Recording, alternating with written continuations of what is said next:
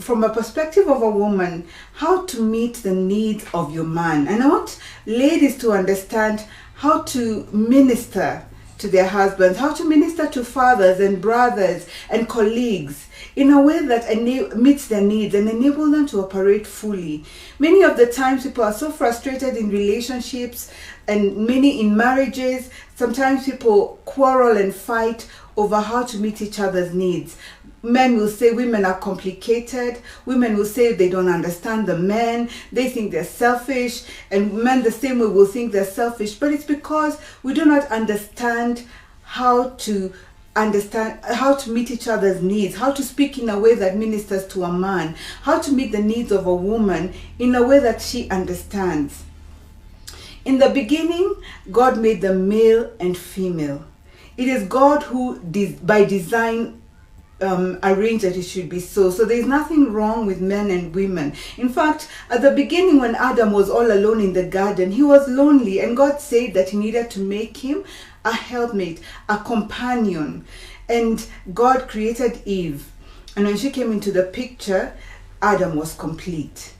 Our relationships are complete when men and women come together. Now, I'm going to teach you in the most simple way. Feel free to ask questions. Feel free to comment. We'll be reading them and answering you in the simplest way, in a way that will make you understand, in a way that will enrich your life, in a way that will enrich your relationships. I want to declare that broken relationships will be restored. There is hope for your marriage. There is hope for your family. There is hope for you who is not yet married and looking to be married. We'll teach you codes that work. So I want to teach you in the most simplest way how to connect with the men in your life.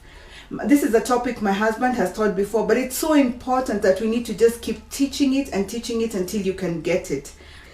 So what are the needs of a man? You know, many ladies make a mistake in thinking that men and women are the same. You know, you think that if you like something, he'll like it. If you like going to a certain place, then he should like it too. And many times people come into marriage with those concepts, and those kind of things, the ignorance of how to deal with each other can make marriage difficult. Not knowing the roles. You know, sometimes in courtship, you find that the man has been chasing the woman. And there are roles and there are responsibilities that you take on, especially in marriage. And you cannot carry on with the way that you courted into marriage.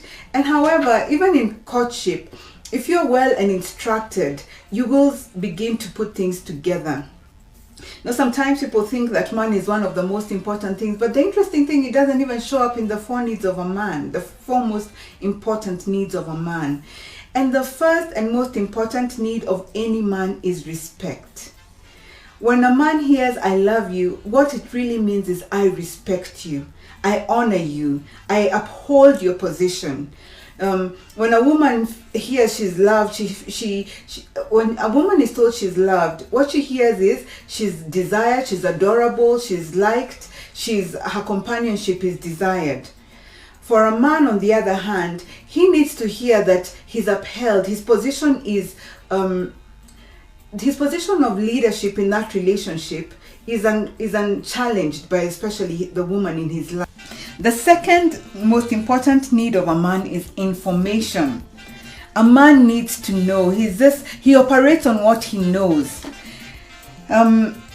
And information, when it's defied, can make a man quite upset. If a man doesn't know what's happening, it can make him very upset.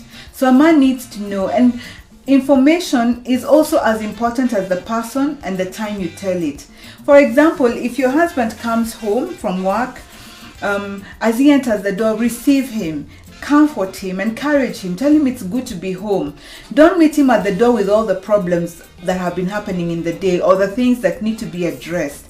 If you do that, straight away you upset him and you make him feel like going back out just to have some peace and quiet.